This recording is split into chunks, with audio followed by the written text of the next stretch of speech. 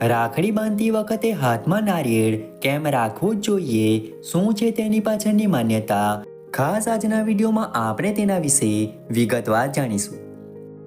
રક્ષાબંધન એ હિન્દુ ધર્મનો એક વિશેષ તહેવાર છે જે ભાઈ અને બહેન વચ્ચેના અતૂટ પ્રેમનું પ્રતીક છે. આ વર્ષે રક્ષાબંધનનો તહેવાર 19 ઓગસ્ટ 2024ના રોજ ઉજવવામાં આવશે. રક્ષાબંધન પર બહેન ભાઈના કાંડા પર રક્ષાસૂત્ર બાંધે છે, જેને રાખડી કહેવાય છે. ભાઈ બહેન પાસે રાખડી બંધાવીને પ્રતિજ્ઞા લે છે કે તે જીવનભર દરેક મુશ્કેલ પરિસ્થિતિમાં બહેનની રક્ષા કરશે. તેથી રાખડીના આ સૂત્રને રક્ષાસૂત્ર કહેવામાં આવે છે, કારણ કે ભાઈ બહેન વચ્ચેનો પ્રેમ અને વિશ્વાસ પણ આ જ દોરીથી બંધાયેલો છે. રક્ષાબંધનનો તહેવાર પ્રાચીન સમયથી ઉજવવામાં આવે છે. તેનું વર્ણન રામાયણ અને મહાભારતના સમયગાળાની ધાર્મિક અને પૌરાણિક કથાઓમાં જોવા મળે છે. ખૂબ જ પ્રાચીન તહેવાર હોવાને કારણે રક્ષાબંધન તહેવાર સાથે ઘણી માન્યતાઓ અને પરંપરાઓ જોડાયેલી છે. તેથી રક્ષાબંધન પર આ પરંપરાઓ અને નિયમોનું પાલન કરવું જોઈએ, તો જ વ્યક્તિને શુભ ફળ મળે છે. રક્ષાબંધન સાથે જોડાયેલી ઘણી માન્યતાઓ અને નિયમોમાંથી એક છે રાખડી બાંધતી વખતે હાથમાં નારિયેળ રાખવું.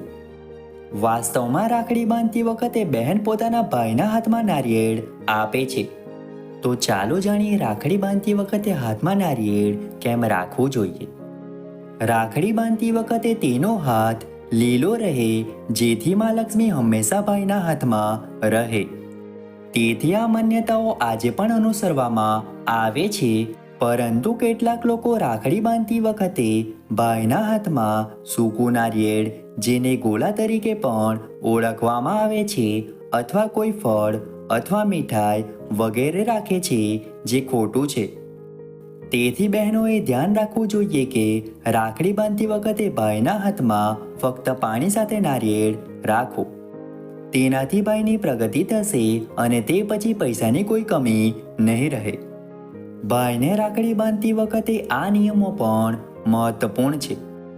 જો તમારો ભાઈ પરિણીત છે અને તમે ભાઈ અને ભાભીને એકસાથે રાખડી બાંધી રહ્યા છો, તો ભાઈના હાથમાં પાણીનું નારિયેળ અને ભાભીના ખોળામાં સૂકું નારિયેળ રાખો. એવું માનવામાં આવે છે કે તેનાથી ભાભીની થેલી ભરેલી રહે છે. જો તમે 2-3 ભાઈઓને રાખડી બાંધી રહ્યા છો, તો તમે એક પછી એક ભાઈઓના હાથમાં નારિયેળ અથવા તેનું ઝાડ સમાન પાણી સાથે રાખી શકો છો. જો નારિયેળ ન હોય તો તમે થોડા રૂપિયા રાખી શકો છો અને રાખડી બાંધી શકો છો. પરંતુ તમારા ભાઈના હાથમાં ફળ કે મીઠાઈ જેવી વસ્તુઓ ન રાખો. રાખડી બાંધ્યા પછી ભાઈઓએ તેનું ઝાડ તેમની બહેનને પાછું આપવું જોઈએ. તેને તમારી સાથે રાખશો નહીં. રક્ષાબંધનના દિવસે ભાઈઓએ પોતાની બહેન પાસેથી કંઈ ન લેવું જોઈએ, બલકે રાખડી બાંધ્યા પછી તેને કોઈક વસ્તુ કે ભેટ આપવી જોઈએ. બહેને ભાઈના કાંડા પર રાખડી બાંધતી વખતે તેમાં 3 કાંઠો બાંધવી જોઈએ. રાખડી બાંધતી વખતે ભાઈનું મુખ પૂર્વ કે ઉત્તર દિશામાં હોવું જોઈએ.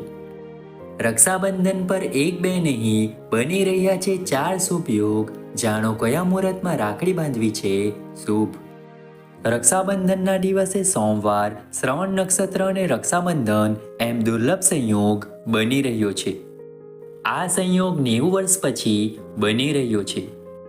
બહેનો આ શુભ સંયોગ વચ્ચે પોતાના ભાઈના કાંડા પર રાખડી બાંધી તેના દીર્ઘાયુની પ્રાર્થના કરશે. આ દિવસે 1-2 નહીં, પરંતુ 4 શુભ યોગ એકસાથે રચાઈ રહ્યા છે. આવા શુભ સંયોગો ઘણા વર્ષ પછી આવતા હોય છે, જેથી અનેક ગણું પુણ્ય પ્રાપ્ત કરનાર અને સૌભાગ્ય વધારનાર એવો આ યોગ 19 ઓગસ્ટ સોમવારે રક્ષાબંધનના દિવસે આવી રહ્યો છે. જેથી અનેક ગણું પુણ્ય પ્રાપ્ત કરનાર અને સૌભાગ્ય વધારનાર એવો આ યોગ 19 ઓગસ્ટ સોમવાર રક્ષાબંધનના દિવસે આવી રહ્યો છે. જો કે આ દિવસે ભદ્રા યોગ પણ છે, જેથી સવારે રક્ષાસૂત્ર બાંધી શકાશે નહીં, પરંતુ બપોરે 1:30 બાદ બહેનો તેના ભાઈઓને રાખડી બાંધી શકશે.